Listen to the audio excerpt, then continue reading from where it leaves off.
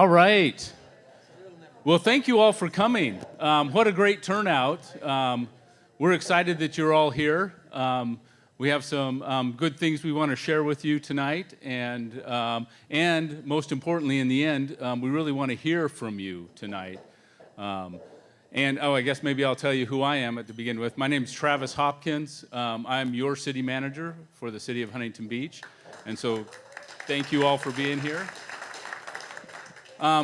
One thing I want to clear up, I just heard some news that some of our friends next door are changing the way they're using their golf course. There was a meeting last night with a couple folks that showed up. One thing I want to ensure everybody in here is we're not planning to do anything but a golf course here. So this isn't a question. This isn't a question for a different land use or anything like that. This plan, what we're looking into, and we have a task force, is how can we take this golf course that's loved in our community, heavily used in our community, for the past 100 years. I could hardly believe 103 years old is what I understand. And what can we do to make this better for the next 100 years, for the future? So that is our goal, to receive input from all of you, and how to make this a better community asset for the city of Huntington Beach and our residents. So tonight you'll have opportunity to speak, but also we have a survey online. We've already had, I think, over 800 comments already. That's still going to be open. If you haven't had a chance to do it, please go online and provide comments to that survey. That'll be open until Halloween night, the October 31st. So please do so. You have the rest of the week to do so. So we'd love to hear from you there. And so with that, you know what? I think we'll get started. Let's see if I missed anything. I guess we have a facilitator, and I'd like to introduce Marie Knight, who will help us facilitate our meeting tonight. And so I'd invite her up. Thank you for being here, Marie. I'll turn the... Thank you. Of course. Good evening, everybody. We're so glad you're here, and especially the Dodger fans that are taking time away from the game. I don't know if anybody wants to update us on the score throughout. No, nobody cares? Okay. All right. Okay. So we're going to do a few things tonight, and then we want to hear from everyone, as Travis said. So first, I want to introduce our panel. And Travis mentioned that there's been a task force that's been put together to look at what is the future of Meadowlark, right? And we're way ahead of the game in doing that. There we go. We're way ahead of the game in doing that. But the task force has come together. They are volunteers, some from your community, and two of them are up here, and I want to introduce them to you because I want you to understand the folks that have been engaged in this conversation and the experience that they bring. They are volunteers, and they're coming to help out as things move forward. So I do want to introduce first our panel. So we have Kevin Fitzgerald. Kevin, raise your hand. Kevin's the Director of Public Affairs with Southern California Golf Association. He's been on the staff there since 2018. And the Public Affairs Department, what he does is he works with the intersection of the golf community and public policy. He's also the chair of the City of Long Beach Golf Advisory Committee. He served as the chair of the City of Los Angeles Golf Advisory Committee and the City of Pasadena Golf Advisory Committee. He has served on several golf and water task forces as well that look at bringing the golf community together with the region's water supply agencies to look at how can we be better users of water, and also served on the California Alliance for Golf Legislation Committee. Let me then get to our next person. So Kevin's got a lot of experience, and again, he's a volunteer. I don't know why I keep going in and out. Can we check on the sound for that? So can we thank Kevin for his volunteer, for being here. Next to Kevin is Craig Kessler. And Craig has, for the last 14 years, been the Governmental Public Affairs Director for the Southern California Golf Association. Prior to that, he was the Executive Director of the Public Links Golf Association. So these guys know golf. and dealt exclusively with many places where golf and public policy intersect. He's served on several municipal golf commissions and committees, served as the chair of both the City of LA and the County of Los Angeles commissions and committees for golf. And he's also served on multiple RFP, which is request for proposal, for different panels and agencies. And that's when somebody, like a city, might issue an RFP to say, we want someone to come and manage the golf course. Well, he has sat on some of those to understand what are the best practices and what are the ways to look at that. He's played at least 50 California municipal golf courses, and both of them have recently played at Meadowlark, and rumor has it one of them shot a 64. So they know golf. They know golf. And we have other members of our task force that are here, and I'll tell you about the task force in a minute and what their role is. But we have David Cicerone. David, thank you for volunteering your time. We have Lolly McCarty. I think Lolly is in the back. Lolly, thank you. She's also the chair of the Community Services and Library Commission. And then we have Harry Pellman. Is Harry here? I did not see Harry come in. But Harry is also volunteering. Is he here? Did I miss him? No. He's recovering. Surgery. So Harry had surgery, so we're all going to wish Harry well in his recovery. All right. So the purpose of tonight's meeting, we're going to share some information with you. As Travis said, there was a survey online. I'm going to put a QR code up in a minute if you haven't had a chance to take the survey. Also, at the table at the back door, there's a QR code. So on your way out, click that, take the survey. It will be operational until Friday. And we're here because we want to get out ahead of the fact that the lease is expiring in a few years. The golf course is currently managed by an operator under a lease, and the city wants to look at, as that's coming to an end, what does the future of the golf course look like? How can we make things better? What does it look like to take the input from the community then as we prepare for that? So that's part of what tonight is for. We'll talk about the task force, what they're doing. We want to gather information. So really the task force, they're on a listening tour.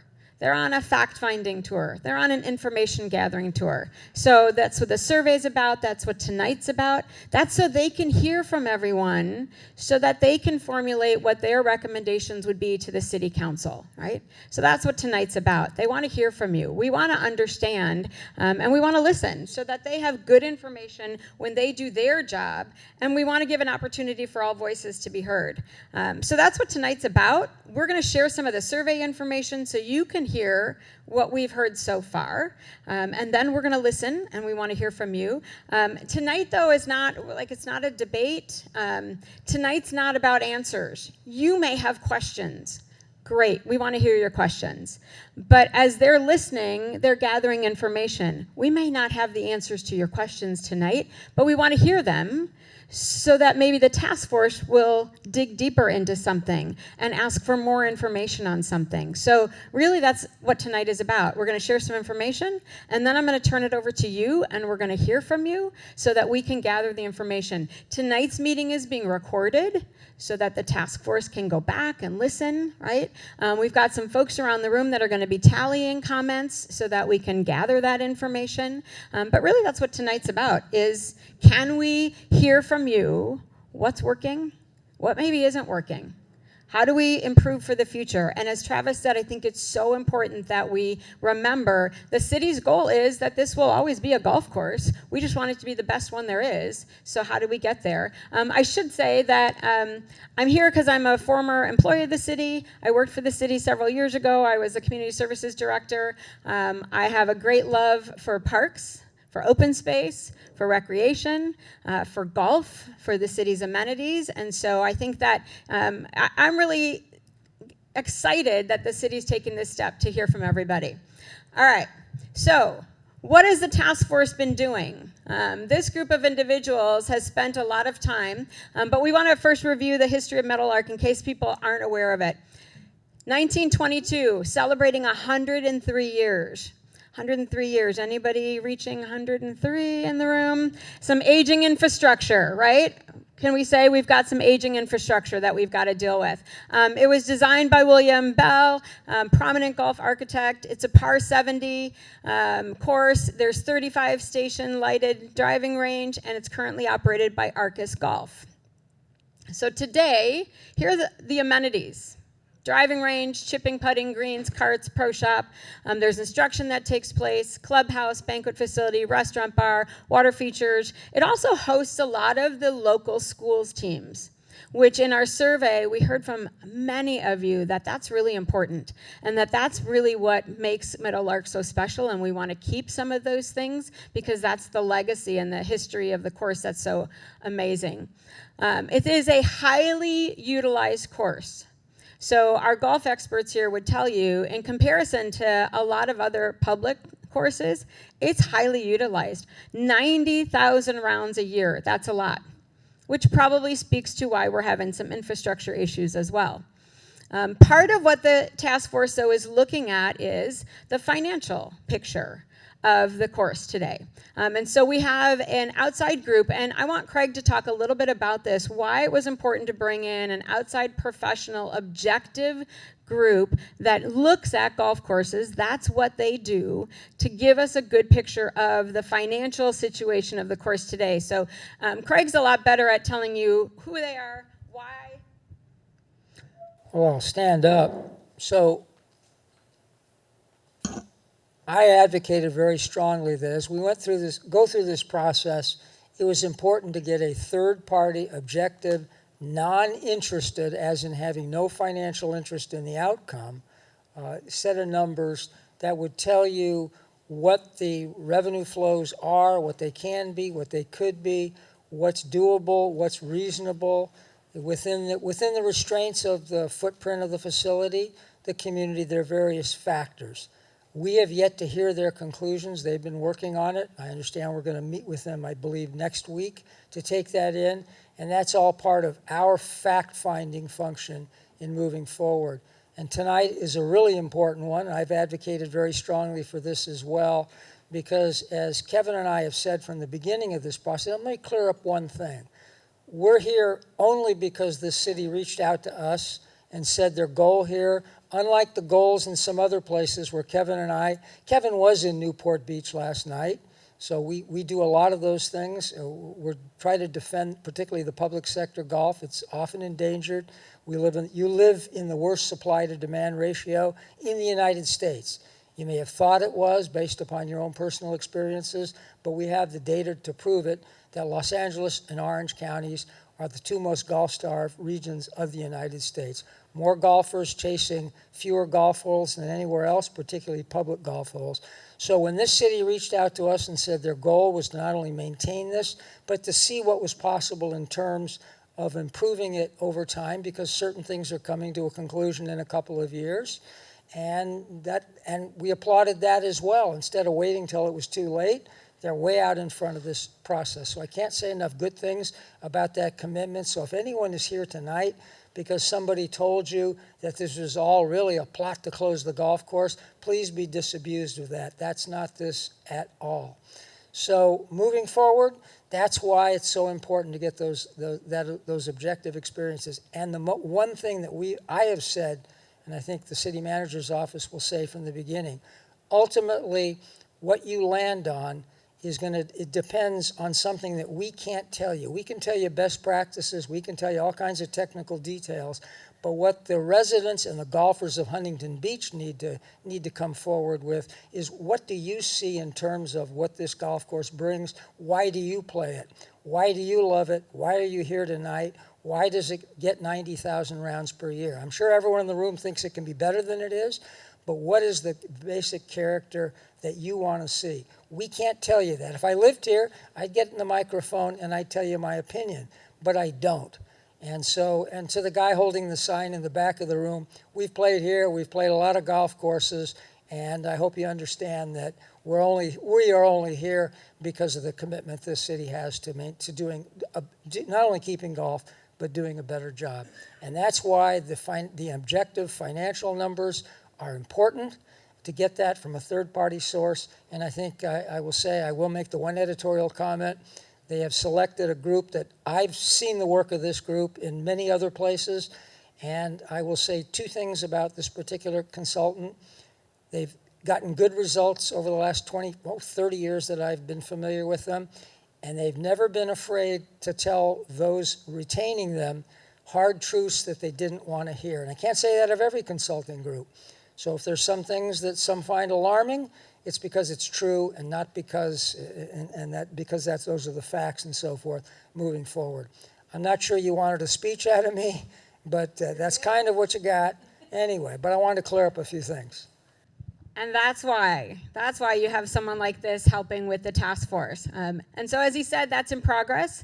It should be finished in the next week or so. The task force is going to get that report.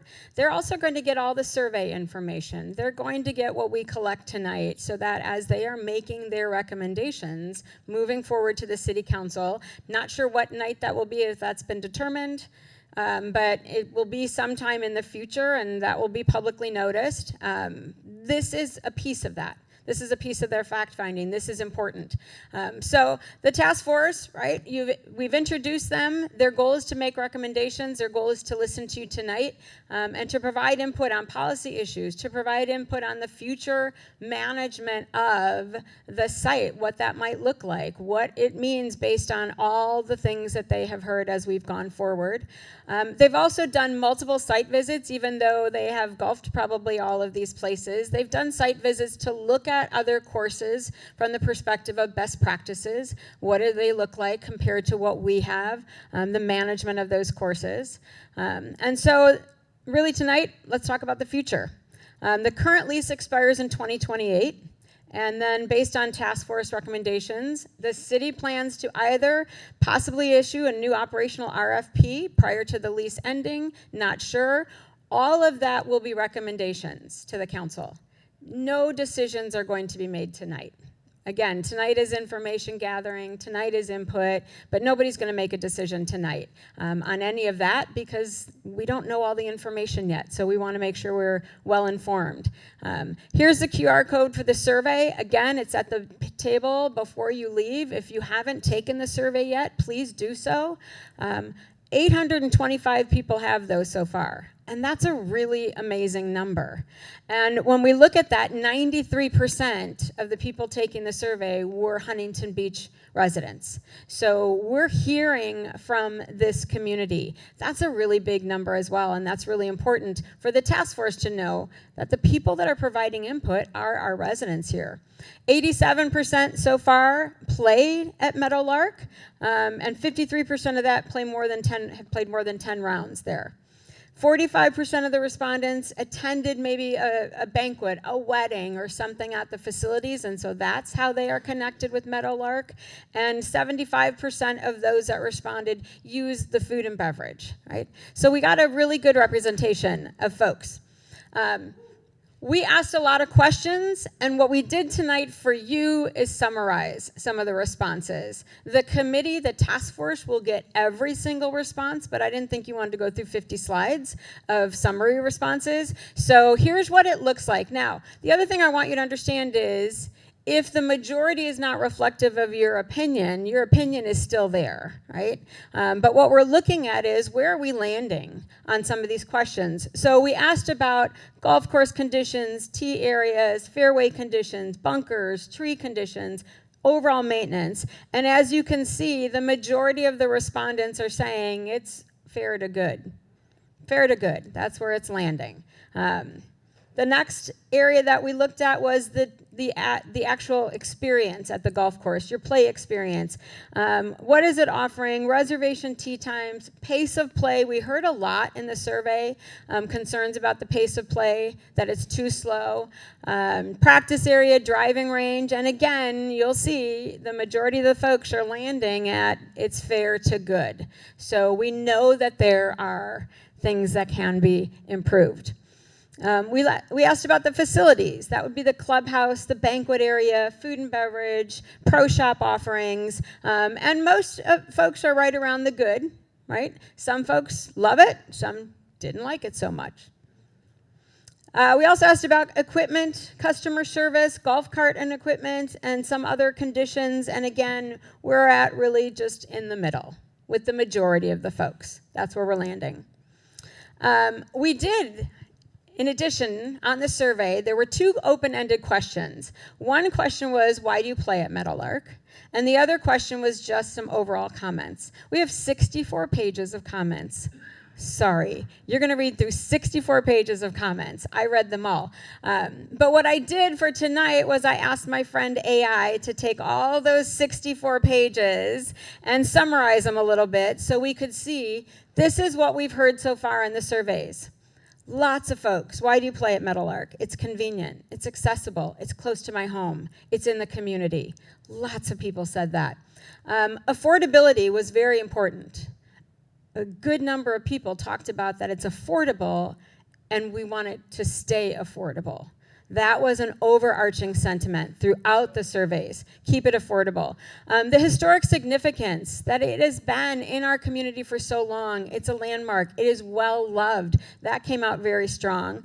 A lot of folks talked about it's fun, it's unique, it's challenging. Not for somebody apparently who shot a 64, but it's fun and unique and it's challenging for many people. And that the course was good for any skill level, again, highlighting a lot of the school teams that use the course. And a lot of the clubs, the women's club, the men's club, that there's something for all skill levels, and that was stated in the surveys as something very important to keep. Back to affordability and pricing. This was a little bit mixed. Although tons said, please keep it affordable, there were still a lot of comments that landed in the area that said, yeah, it's affordable, but the cost versus the conditions, they don't add up. Right, so there were quite a few comments where people said the cost doesn't meet the conditions of the course, meaning for the condition of the course, you're charging too much. So that's something we need to be looking at. The survey we also asked, again, which I'm sure we're going to hear from a lot of folks here, what are some of the main issues with the course conditions? Poor drainage, over and over and over again. That was something. Can I get an amen? I know you're laughing at that, but poor drainage, we know, right?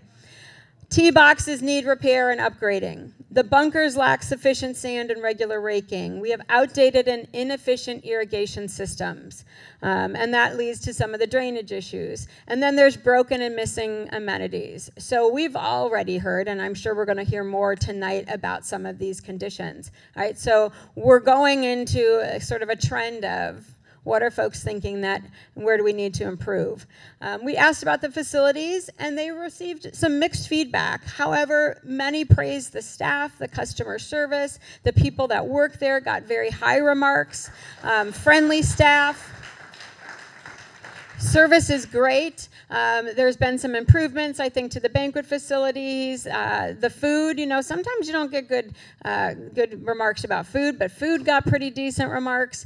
But the pace of play is challenging. And I see some heads nodding on that one. So, yes, we've heard that over and over again. And then we also heard multitude of concerns from our neighbors. As you all know, we have people that are living right along the course, neighbors to the course. And those start with, we've had complaints of inappropriate behavior by golfers who are on the course.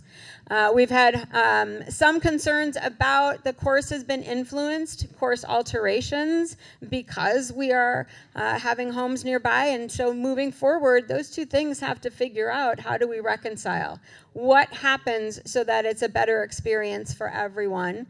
Obviously, errant balls, and we've got buckets of them here, so I know that's going to be something that is talked about tonight. And maybe the need for higher fencing was talked about in the survey. So overall, golf conditions, the top 3 to 5 most important areas that we asked about in the survey to people were the conditions of the course, course maintenance, pace of play, green conditions, and then the practice areas. So again, the task force is going to get all of this. They're going to get every little detail. They're going to see every comment that's on there so that they can take that into their deliberations. So now that you've heard a little bit from us, we want to hear from you. And this is how we're going to do this. But I just kind of need to get a feel for the room. If you're planning on speaking tonight, can you raise your hand so I can see how many folks we might have? All right, we got a handful. Awesome. And some of you may change your mind, and after somebody says something, you may go, oh, you know what, I might want to say something too. So what we're going to do is we have 2 microphones. We have one there, and we have this. We're going to put one over here. We can take the table one, and then if they need to make a comment, I can give them my mic. So in a minute, not yet, but in a minute, if you want to speak, we're going to ask you to come up to the mic. We're going to give you 3 minutes to chat. Tell us what you think. Again, you might ask questions, but we might not have answers to those questions. So please, give us some grace in that. Please be respectful that somebody shares something that you might not agree with. That's okay. We all have an opinion, and we're all entitled to that opinion, and we want to hear from everyone. And the other thing I'm going to ask, so that it's easier for the task force members to parcel out, is that a neighbor comment or is that a player comment or who, is I want to hear from you in groups, if that works. So I want to hear from our neighbors first, then I want to hear from players, then I want to hear from community members so that we can track comments a little easier, if that makes sense. And at the end, like if you're a neighbor and a player, you can just say that when you come up to the mic. I'm a neighbor and I'm a player. If somebody has already said what you wanted to say, but you want to make sure we know you agree with that comment, then you can say, I agree with the lady that talked about the drainage issues, or I'm somebody that gets the golf balls in my yard as well. We still want to track that, but maybe we don't have to reiterate all that, if that makes sense. So we're going to start with, if you're a neighbor to the course and you want to have your comments known, there's a microphone here, there's a microphone here. Please introduce yourself. Again, we're recording so that the task force has this and can go back to review it. Do we have any neighbors that want to speak? Come on up. We've got a mic here and one there. Yeah.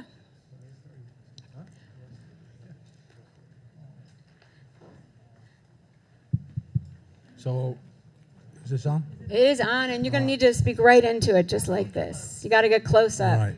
You have Yeah. to establish a relationship with it. Okay. Get close.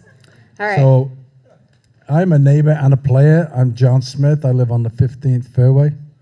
I've lived there for 30 years. I've played here for 30 years. That's how I found the house. Over the last 10 or 15 years, I've seen some major changes to the golf course that affect the flooding and golf balls coming into my house. We've lost a whole row of eucalyptus trees that used to run along 15. My opinion, the reason we've lost them is because they've never been properly thinned, pruned, they've just been hacked. The trees have gotten bigger over the last, however old they are, 50 years or whatever. They have a very shallow root system. We've got a very shallow water table. So there's a very limited root support system. So if you get a high wind, they simply fall over. I didn't used to get a whole lot of golf balls in my house, but now from the tee to my house, there's no big trees left. So I think that's poor management. I've seen the flooding in my area. I'm in a very low spot on the golf course. I've seen the flooding get worse over the last 10 or 15 years. We had a plan to install some pumps there. We went to a city council meeting about 6 months ago where we were going to install pumps. We agreed, and the city did their side of the work. Arcis or Arcis, I'm not sure what the pronunciation is. They have not started that project. I'm not talking about draining the whole golf course. That's beyond my interest, to tell you the truth. The area at the back of my house is, to me, quite easily solvable. A safety net alongside the tee box and the tee kept all the way at the back would definitely help me. I know there's a gentleman that lives on 12. He has the same issue.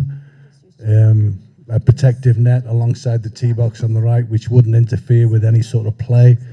That might help him as well. I like the golf course pretty much as it is. I'm a member of the men's club. I love living at Meadowlark. One thing, we did there was a lot of work done about 15, 20 years ago. Meadowlark Golf Course is called Meadowlark Golf Course because there used to be a lot of meadowlarks. There aren't a lot of meadowlarks anymore.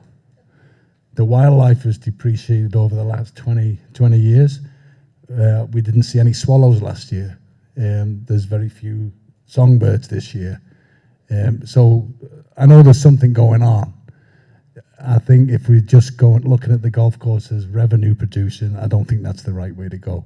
As a citizen, as a taxpayer, and as a resident, and as a golfer. Awesome. Thank you. Thank you for your comments.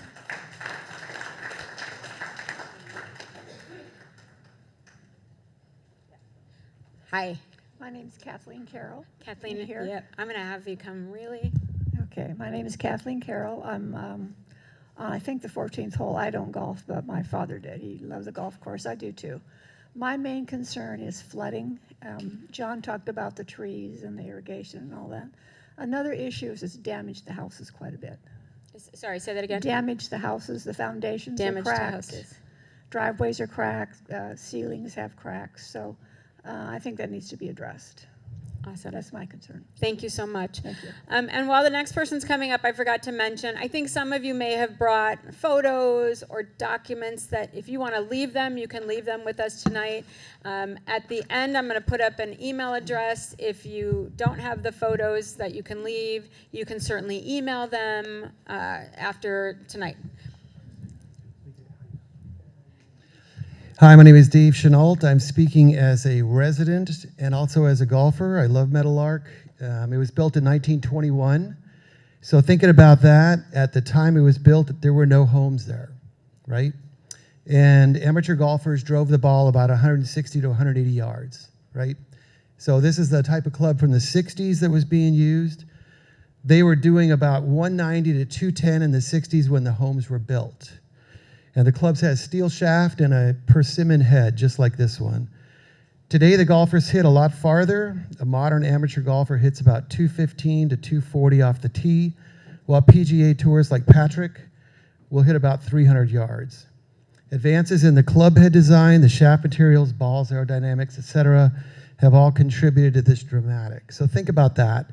That's 60 to 80 yards. That's almost a football field longer off the tee on every hole. So what does that mean for a person living on the golf course? That means we're getting massive numbers of balls in our houses. There's 4 buckets there from the last year in my yard. And it's not only that, we're getting broken windshields in our front yards, okay? We can't go into our yards. We can't go on our decks. We are fearful for being in our houses because the golf course was designed 100 years ago in a completely different era when there were hickory wood shafts and persimmon heads, and today we have graphite shafts with titanium heads and much bigger people. 100 years now, we're bigger people than we were. So the golf course is just plain outdated, right? That's what's going on because this golf course was built in a time when there was about 60,000 people in Orange County, 1920s.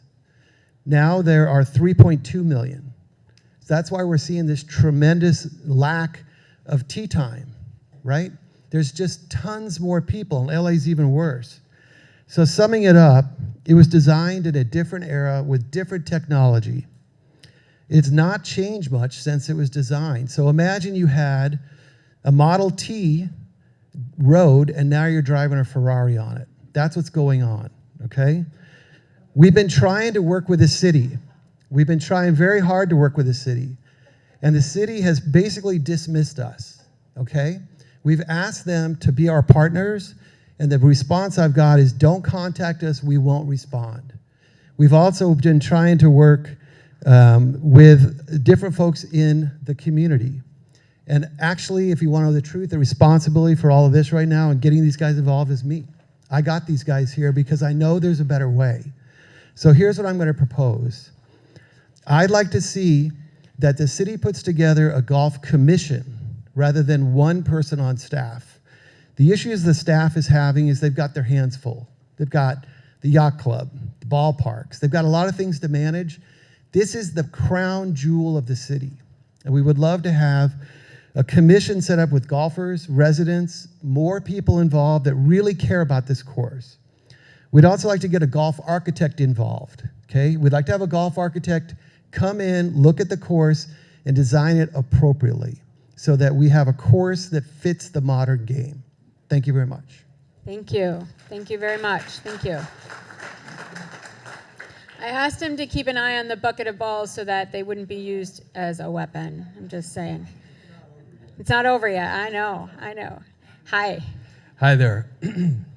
So my name is Mike Apigian. I live 2 doors down from Dave on Meadowlark.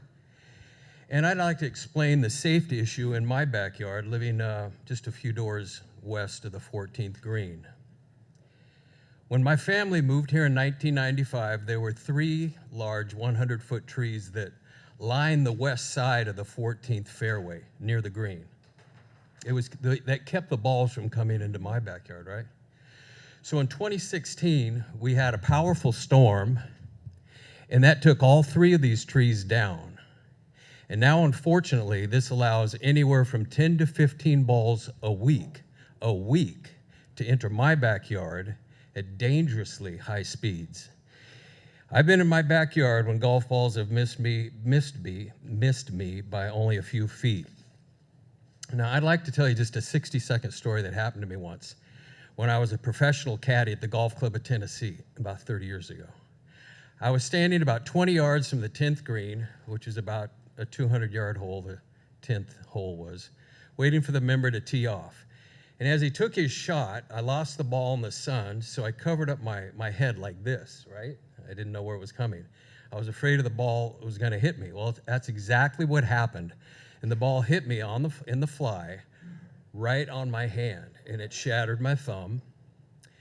So I'll never know, if I hadn't covered up, what the outcome would have been. Probably not good. So my point is this: whenever I go into my backyard to pick a tomato, barbecue, or play with the grandkids, my body tenses up with fear, knowing that what happened to me, or worse, what could happen to the grandkids. And when I'm in my yard, I keep a hawk eye out at all times for the golfers hitting up, because it's a constant threat.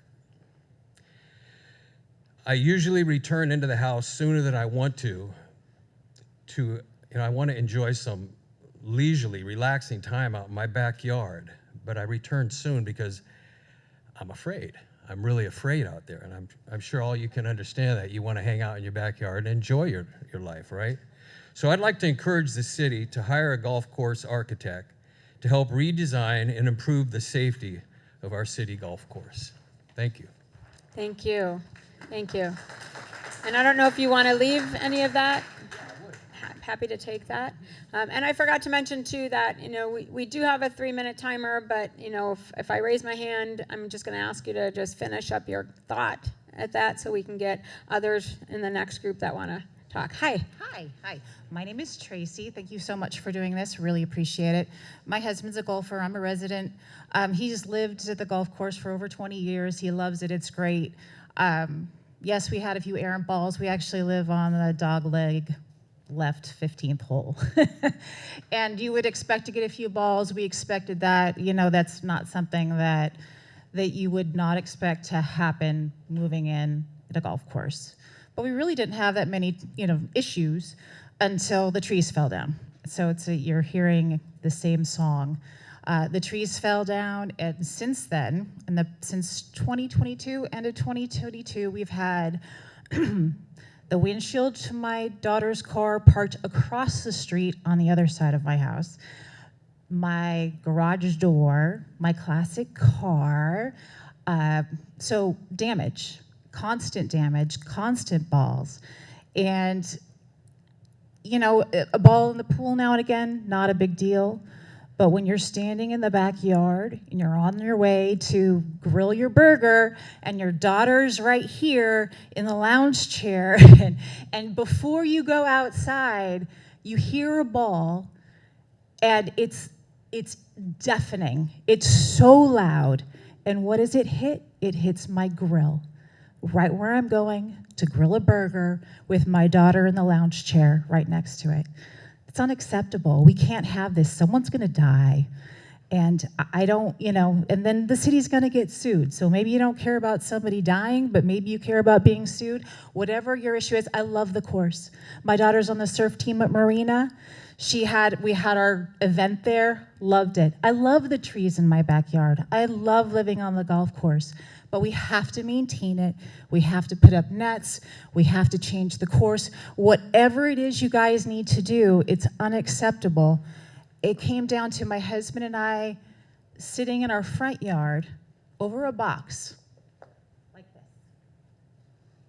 House behind me, RV next to me, my garage here, and a ball landed literally 1 foot from my head and 1 foot from my husband's head. I lost it. I lost one husband. I really don't want to lose another. I really need the city to do something about this problem. We should be able to use our house. We should be able to go in our backyard. Thank you. Thank you. Hi. So my name is Neven Matasovic. I'm a resident. I'm a golfer. I do like this golf course, but it is getting more and more obsolete. It's obsolete. And it's obsolete not in terms of safety, which I believe is the biggest issue, but also drainage. And I'll tell you how. I'm an engineer, so I look at the geologic maps. I look at the history of this. This golf course is built on what's called peat bogs, on poor soil, on peat and clay, and it settles, and it settles. In 100 years, it settled a lot, and that changed drainage patterns. So that is why you have all of this, drainage issues that you are very well aware of. And they create issues, some of issues are inconvenience for golfers. For example, they're inconvenience for the golf course because damages the lawn, has to be restored. Trees fell when the roots are underwater for a long time.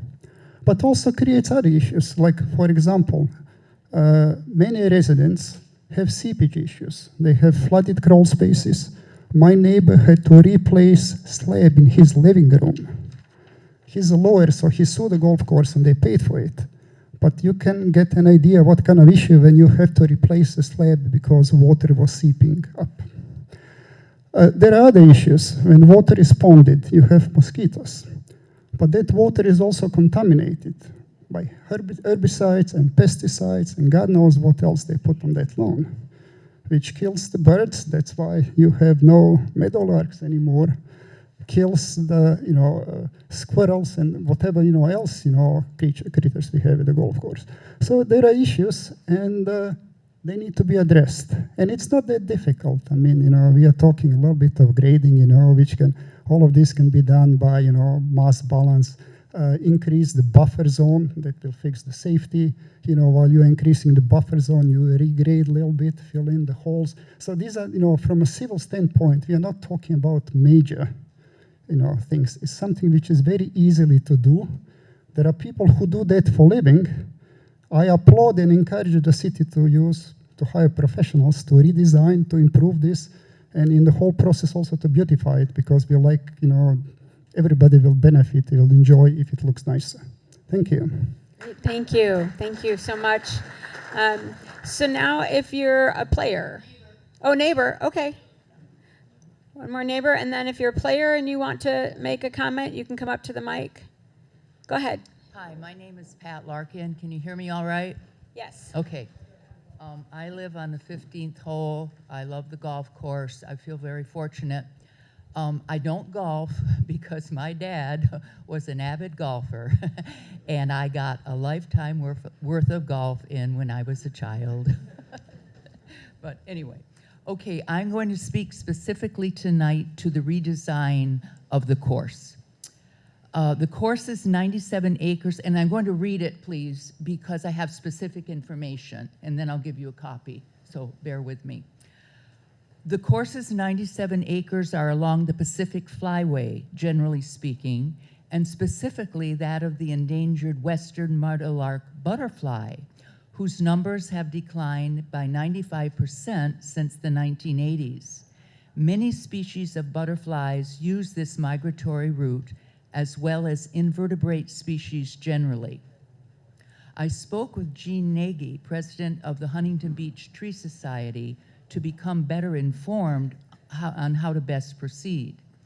Our goal here is to create, in my opinion, an environmentally friendly golf course that uses sustainable practices like water management, biodiversity, conservation, and organic maintenance to reduce the environmental impact.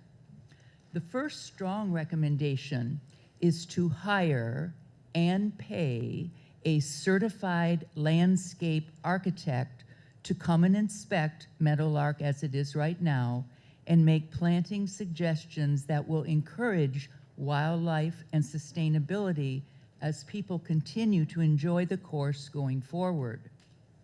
Second, that landscape design architect needs to work closely with a native plant expert to make wise selections. And I checked, and multiple certified landscape architects and landscape design architects are available in Southern California. Now, another thing to keep in mind is that Gibbs Park is directly across from the golf course, and its restoration began in 2008. We have resident Leslie Gilson to thank. She partnered with the city and was very committed to this project. The golf course can be another leg of Gibbs Park, where trees and plants are chosen to be planted on the golf course that complement those in Gibbs Park, creating a combined sanctuary.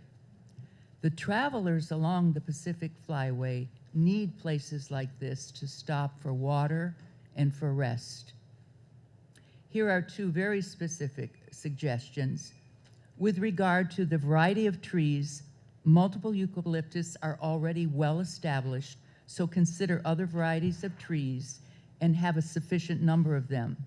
Trees and plants can be added to the areas of rough and around the ponds, for example. And the second, almost done, the second specific recommendation is that the golf course fence in front of Gibbs Park needs to be double tree lined to reduce the breeze from blowing through Gibbs Park, as the butterflies won't stay if it's breezy. And finally, a quick reminder of why milkweed plants are so important to the monarch butterfly. Milkweed is the sole food source for the monarch caterpillars, and it provides protective chemicals that make them toxic to predators. Adult monarchs also rely on milkweed for nectar to fuel their long migrations. I hope this is of some assistance as the city moves forward with this worthy project. I want to thank Dave Chenault and his committed Meadowlark neighborhood team for the many meetings they've attended and their ongoing effort on behalf of the community. Thank you. Thank you. I'll take that. Thank you. Okay, we're going to go to this side first, and then I'll come back to you. We'll go back and forth. All right, so if you're a player or a resident, you haven't spoken yet, if you want to come and stage up by one of the mics, and again, if you hear that ding, ding, ding of the bell, please finish your thought. Go ahead. I don't think we should have issues with that. My name is Jeff Fite. Good evening. I'm a Huntington Beach resident since birth. I graduated from Marina High School in 2015, and over the past 5 years, I probably play at Meadowlark over 50 times a year. And I'd like to preface my comments with a little note about my experience with the individuals at Meadowlark. And I'm not speaking about Arcus as the organization or the company that manages our golf course, but really about the individuals that I interact with on a regular basis. I should note that I have nothing but amazing things to say about these individuals. Even here present today, we have our course marshal, the president of our men's club, consistent players, and even the GM of our course. This is not just a job to these people, but rather this is the place that we love to play golf at. And I'd like to make that clear before I make these comments. With that said, the course does have infrastructure issues. Specifically, our tee boxes have failed to be leveled in as far as I can remember. Our lakes are dirty and smell badly. Our chipping area is the worst in the area. These are all things that I think can get better, and I really hope do, because at the end of the day, as residents of Huntington Beach, we deserve to have somewhere that we can play that we're proud of. And I hope that these conversations continue to turn it into that. Thank you. Wonderful, thank you. We'll go back and forth a little bit, so I'll go to that mic, and then I'll come back to this one. Hi. Hi, my name's Steve Diaz. I live on the 18th tee box, 4 green, and I probably can honestly say we get the most balls in our backyard. It is a safety issue. I say part of it is the price you pay to live on a golf course, but it is a safety issue. I have to agree. The drainage needs something. Restrooms, need more restrooms on there, on the course. But all these things cost money, and I'm afraid that it's going to price ourselves right out of a public golf course. I mean, the high schools aren't going to be able to play there because it's going to be so expensive. So, I mean, we got to give and take a little bit, right? Like on the 15th fairway there, on the 15th hole, these people, hey, the tree's going down. Would they be happy if they put a net up? Some people say yes, some people say no. Well, these trees aren't going to grow overnight, so I think a net is the solution. Okay, I mean, I understand you're a homeowner, but this golf course was there way before your house was. Okay, and so you got to give and take. You really do. You got to give and take. Okay, my stepson plays that course. He grew up on that course, and like I said, I think more people just can't be so negative towards the city and towards the management and stuff like that. They got to give and take. Okay, that's all I got to say. Thank you. All right. I'm going to come here, and then we'll go back there. Go ahead. Hey, good evening, everyone.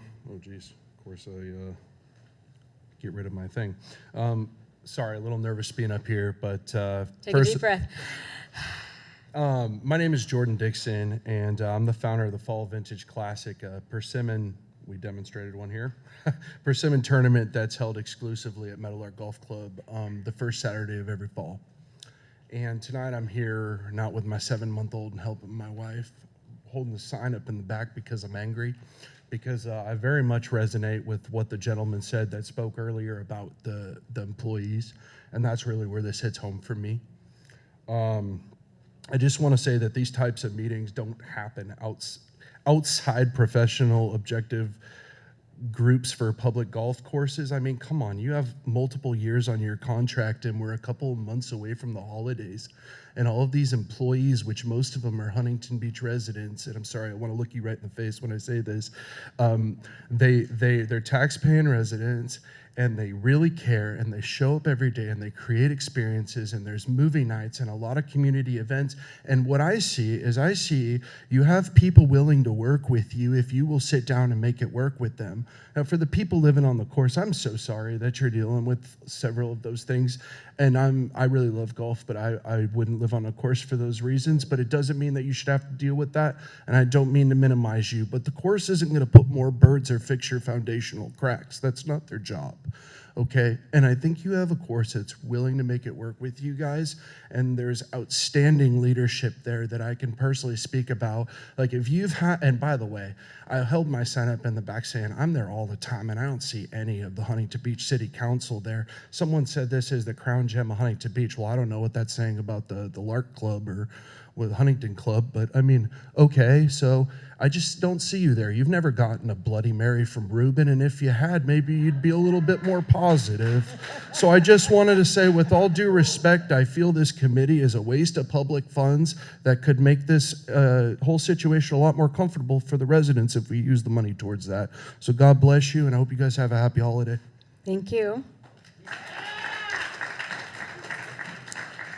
I have had a Bloody Mary there. It was not on work time. Just want to clear that up. And this is a volunteer committee.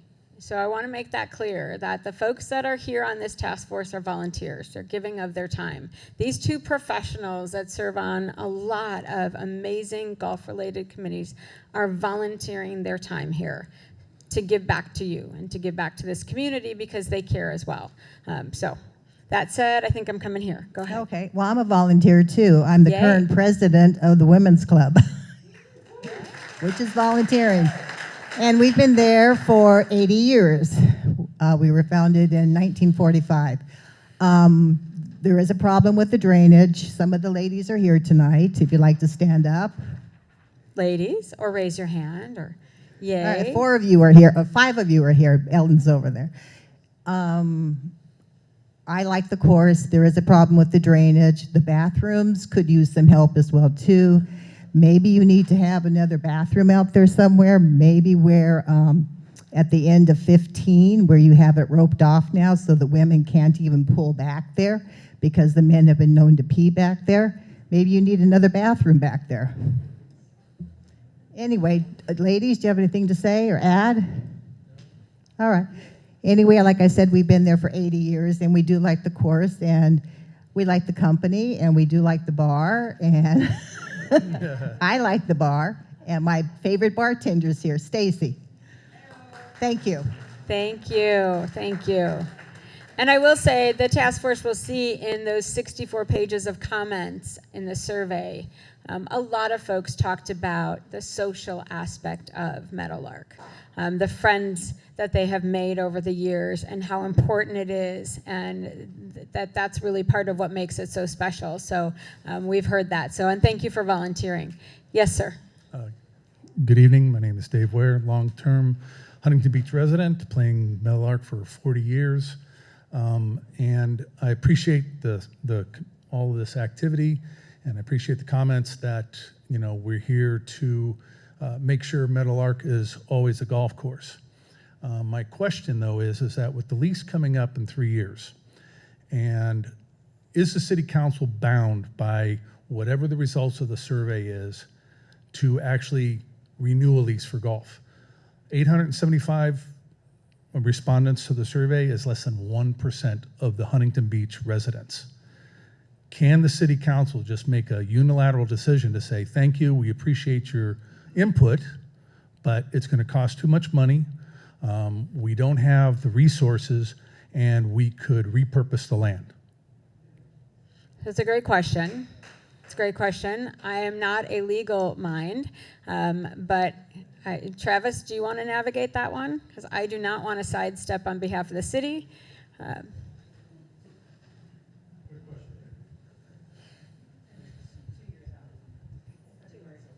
couple years. Okay.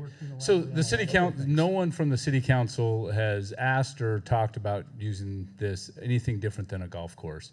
The city of Huntington Beach does have in their charter a Measure C that if things are built or done differently and for different kind of reasons, that it would require a vote of the people. And so I guess there's no intent to change it right now. Or as far as, I've never heard that from anybody on our city council. Well, I guess the question and is Measure again. C is related to open space. So there Okay. is some protection there. But what I would suggest is, again, this is the fact-finding stage. Eventually, the task force, their recommendations will be made to the city council. That would be also a great meeting to attend, to speak your concerns about that and to hear what their direction might be. But right now, no crystal ball. All good intentions. Exactly, right? But we know I do that. We have know that. concerns, right? We know I that. mean, Yeah, 3 years we know from that. now, there could be a motivating factor to repurpose it. We all know anything could happen, correct? But All right. I think the question that's being asked is one we can't answer, but I do think Measure C really does help protect that. And there's no intent to sell the golf course. But I get his question. His question is, could something change in the next 3 years? Okay, all right. Yeah. It's something that needs to be thought about I would because I would the continue to intention make- here is Yes. that, let's Yes. keep golf here. But Huntington Beach is a very valuable area for development. And we see it all over the place. I mean, all you have to do is drive down Edinger towards the 405 and see all of the development and everywhere else. So the charter of the city of Huntington Beach would require a vote of the people to do that. So every voter in the city of Huntington Beach would have an opportunity to vote on that if that was the case. But I'm telling you, that's not the Okay, case. all right, thank And you. so they can't do it unilaterally. All right, as long as it would come to a vote, but I have concerns that that's- even at 90,000 rounds a year, that represents less than half of the population. So I don't know if it's a winning initiative if it was going to go to vote either. So we have to So, think and that's about what that. Measure C is about, that protection. But I would say, those of you that are passionate about keeping it a golf course, continue to watch, continue to participate, continue to be part of the Oh, I think you conversation. will. Yeah, Thank I you. think that's what I would suggest. But thank you, great question. Hey, y'all. Sir. My name's Patrick. I play at Meadowlark about twice a day. Yeah. I grew up on hole 4. That's my stepdad there. I grew up on hole 4 green and 18 tee box, and there's so much I could talk about. I've been playing the course for over 25 years. I'll use my time to talk about the people that work there now. I've seen countless corporations come in and do stuff to the golf course, fill in lakes where drains used to go to. But the people now, they care about the golf course. They put a lot of time into the pro shop and the clubhouse and into the golf course itself to make it as good as it can be. As far as rerouting, I mean, there's no room. There's no room to reroute the golf course, unless you make it less than 18 holes, which doesn't benefit anybody. So, yeah, I want to speak to what Meadowlark means to me. I learned the game there from a young age. I learned with my dad, and then I played through high school. I played in college. Now I'm a professional. And it suits any player's needs if you make it that way. So yeah, I love Meadowlark. Of course, I want more money put into it to make it better. But as far as it is right now, it provides everything it needs to the community. Great, thank you. Yes, sir.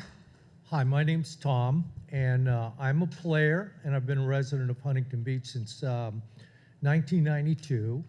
I'd be remiss if I didn't say, I don't know anything about Arcis's business, but they've done an excellent job training their people for customer service. I'm there all the time, and I've never dealt with anybody there that's aggravated me in one way or another.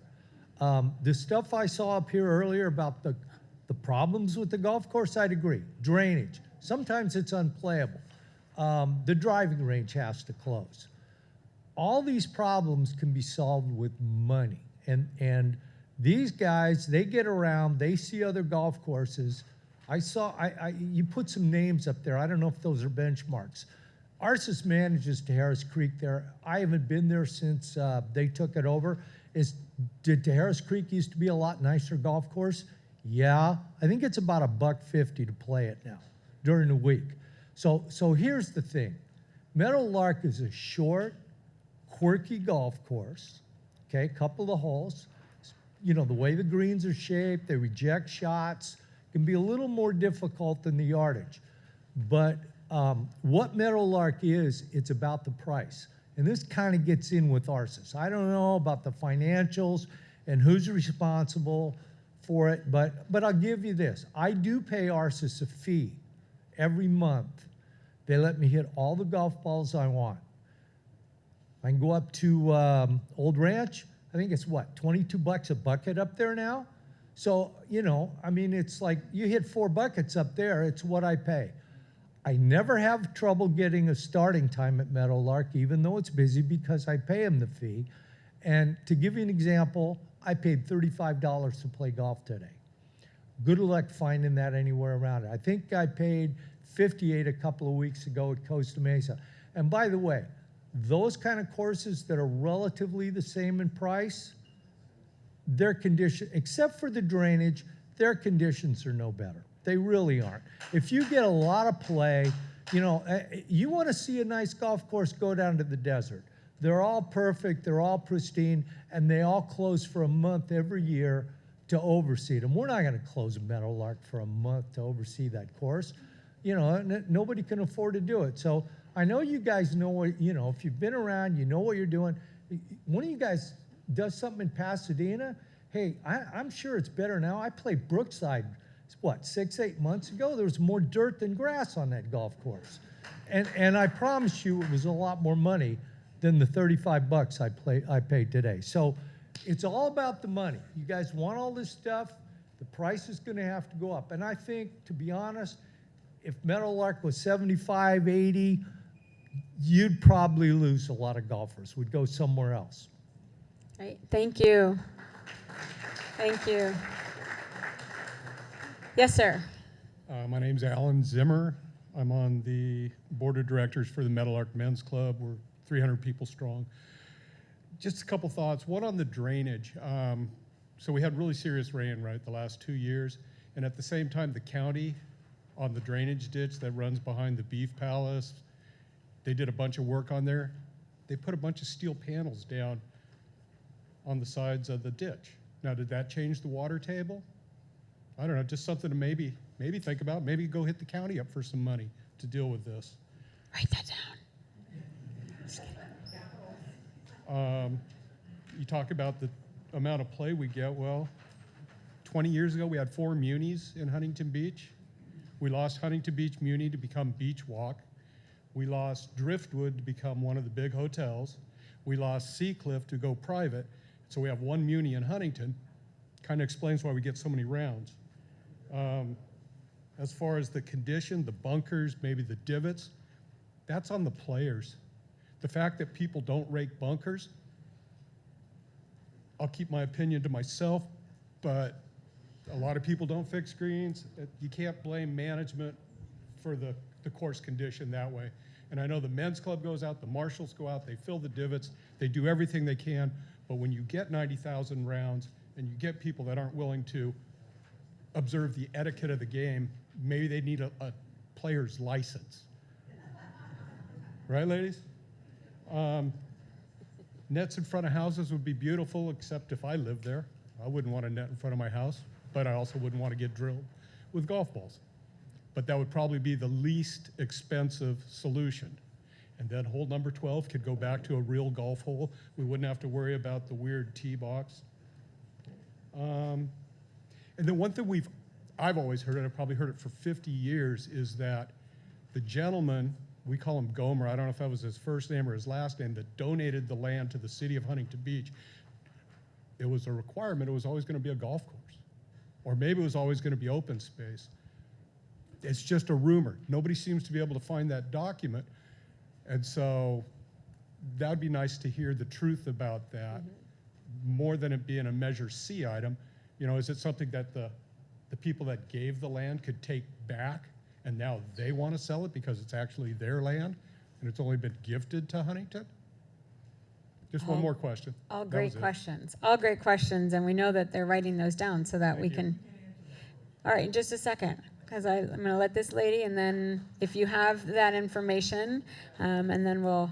If anyone else wants to speak, how about coming to the mics so that we know as we're winding up. All right, ma'am. I'm Donna Mead, and I am a resident of Huntington Beach. Hi neighbors. I lived on the golf course for over 20 years, and gosh, grew up in Huntington Beach, rode my bike around there. My daughter sang at the Christmas, at the golf course, at the clubhouse there when she was little. We got married we had a reception in the clubhouse. My husband and I, we both golf. I played with the women's team a few years back.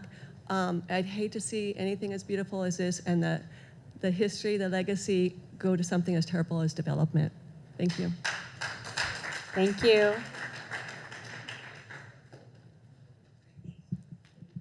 Hi, my name is Tracy.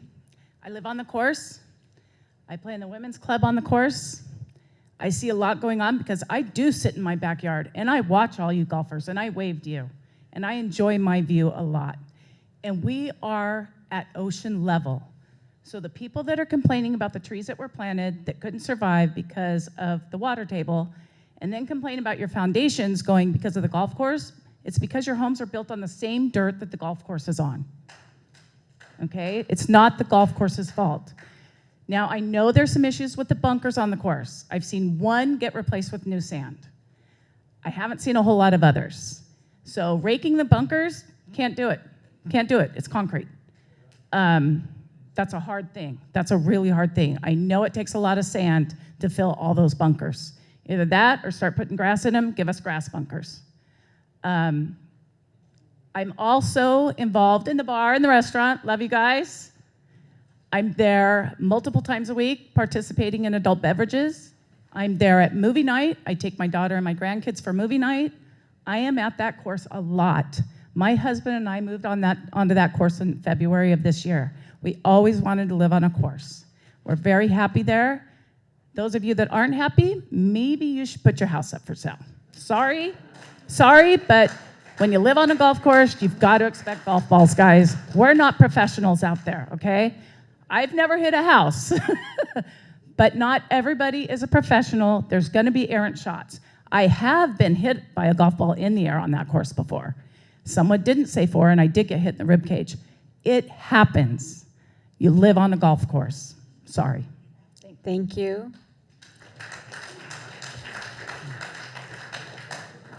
Hi. You can move that up. You can move it up. Yeah. There My name's you go. George Kopchak, and I play golf there about once or twice a week now. I think it'd be nice for local residents, people who live in Huntington Beach, to get some special deals from the course. I think the rates are pretty reasonable now, so I wouldn't ask for a less rate. I would ask, it'd be nice if you live here to be able to book a date, a time, a day or two earlier than the general public. That's my request. Thank you. Thank you. Yes, sir. As usual, I'm one of the last ones to know. Oh, wait a minute, come on. So, He wants the last word. Dave Reinerson, I'm also a resident and regular player. I think there's something that's been missed here is the responsibility of the golfers themselves. So one of the things we can do to make the course conditions better, fix your divots, rake your bunkers, things like that. And comment was made about how the game has changed because of the equipment. Well, just because you can hit 240 yards doesn't mean you should hit 240 yards. So it is part of the game is being responsible and knowing how far you hit your clubs and hitting them in the right place. So we can't protect everybody from every errant person, but we can encourage the etiquette of the game and the skill of the game and tell people to do better as the golfers themselves as well. Great, thank you. Yes, sir. Okay. My name's Richard Hankin. I'm the current president of the men's club. And so I just mainly would like to tell you that, you know, Arcus is actually for the last like 5-6 years that I basically in the men's club and the board, you know, I've been seeing them making changes. So there's a lot of changes that had to be made when they basically got it. So they've been like fixing basically the bar, they fixed upstairs, they basically, you know, made repairs on basically the carts and stuff like that. They made it down the line. So they can't do everything all at once. And that's one of those things we always gotta look at. Like everybody says, you wanna get this, and all this done. All of it should be probably done. You can't do it at once because it'd be just a huge amount of money, especially when it comes down to the fact, like you said, they've got what, 3 years left, right? So they can't spend a huge, you know, 10 years worth of money on basically the next 2 or 3 years. So I think they're doing a great job with what they've got and what they can work with at this point. So course is still in great shape overall for the price and stuff like that we get. And I gotta say, I do love the course. It's a great course. For the number of people that play, I mean, maybe not people hitting 64s and stuff like that. We got some people that are great and can probably play out their pro style. The majority of people, so the way our average is about a handicap of 14 or so. And the majority of people that are in there, it's actually, we're decent in that size. So it's really not the fact that we're hitting it too far, but it is also strange that they made a bunch of changes that were just out of nowhere. Mainly hole 12, they basically pushed that one forward. They basically give it on an actual little slant now, so it actually slants towards the place. So almost every shot winds up actually heading towards the houses, which is kind of like, it could have been flat or slanted the other way. It might have been a little bit better. It'd be great if we could go back, because to be honest, when we were hitting back from the blues, was the fact that the only house, that one corner was the only one that was ever in target. And now basically you moved it forward, and now you basically got like 6 houses that are kind of in target, which is kind of harsh. So same thing when you look actually 14, 15, it's kind of a bummer because we also have a lot of guys that are older in age, and so a lot of them use carts, okay? And so you used to be able to go around it on the cart path, and it was great, and they could walk over there really easy. Now they have to drive the carts into the middle of the fairway, tears up that whole little area, and then they all have to kind of walk across and stuff like that. It's a little, you know, it's not, I don't think it's ideal. I think my understanding is that they just made some changes because some people were complaining from the area, and they said, here, it's a quick fix, let's just get it done with. So it would kind of be nice to go back to how it was on that. All right, thank you. Great, thank you. I'm going to just do a last ask. If anyone thinks you want to be speaking, if you could come and line up so we know where we're ending. Yes, sir. I have one quick comment about the driving range. I don't go to the driving range much, but they need higher fences there. If you're on number 7, there's 100 golf balls over there from the driving range. And I was on the 8th tee getting ready to hit the other Monday, and a golf ball cleared the fence and almost hit me from the driving range. So either they limit the number of how much club you can hit off the driving range or put a higher fence up there. Driving range, awesome. All right, you get the last word. All right. I usually do because I'm the marshal. I want to see your badge. The only thing that hasn't been addressed that I'd like to address is the pace of play, conditions of the course. A couple of things that people have to realize. Meadowlark has bunkers. They're not called sand traps for a reason. Bunkers can be deep grass. They can be very deep holes, which all of ours are. So understand that and whenever it rains, the sand that we so diligently put in there goes away. Okay, drops right into the soil because we are the bottom line of wetlands. As far as pace of play, well, we've got a lot of golfers. We put out over 300 golfers every week on that golf course. And we get the good ones, like our friend Pat who spoke earlier, who can go out and shoot one off the course record. And you've got the guys that are trying to break 150, okay? And you've got the people that I've got a couple out there that are 88 years old and 94 years old and are still playing golf. God bless them. Okay? I'm not going to make those guys speed up. Our average time is 4 hours and 21 minutes. Yes, I personally played this course for 60 years. And I've played it in 2 hours and 45 minutes. I've also played it in 6 hours following some of the people in front of me. But that's golf, no matter what course you go to. If you want fast play, you join a country club. It only costs you $500,000. Okay?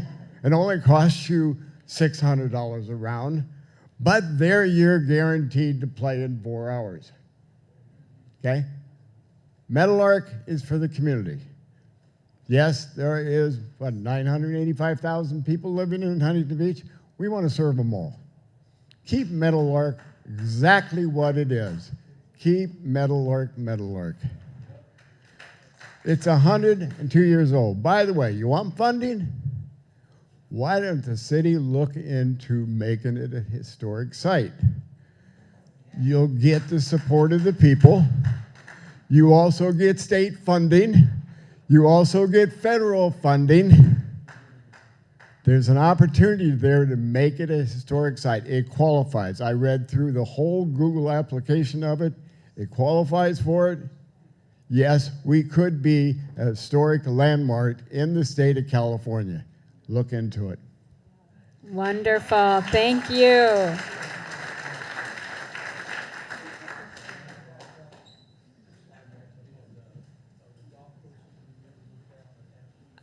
Sure. All right. So as we're wrapping up, whoops.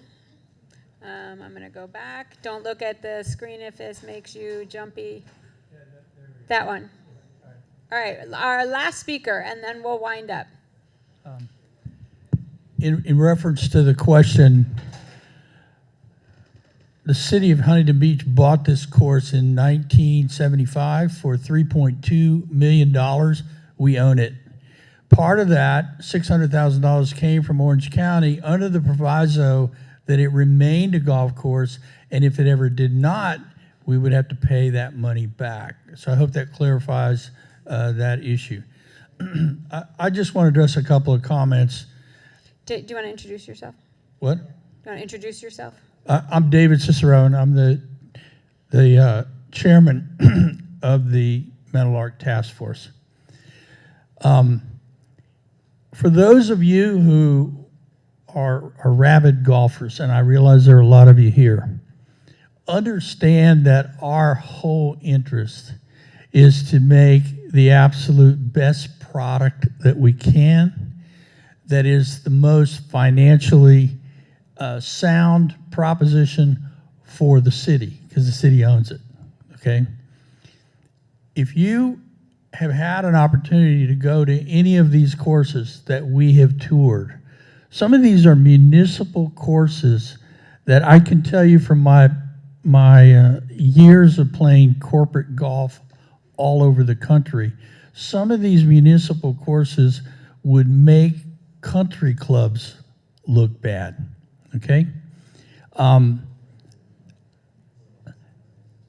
The facilities at two of these places are world class. I'm talking about the bars, the restaurants, the dining rooms, the banquet rooms, the wedding facilities, all of that stuff. That's what we're aiming for, okay? We're not trying to do anything to diminish the course in any way. We're looking for opportunities to totally enhance a property that the city owns, that you and I, as residents, own. And I hope that allays any of the, or at least some of the concerns that you might have.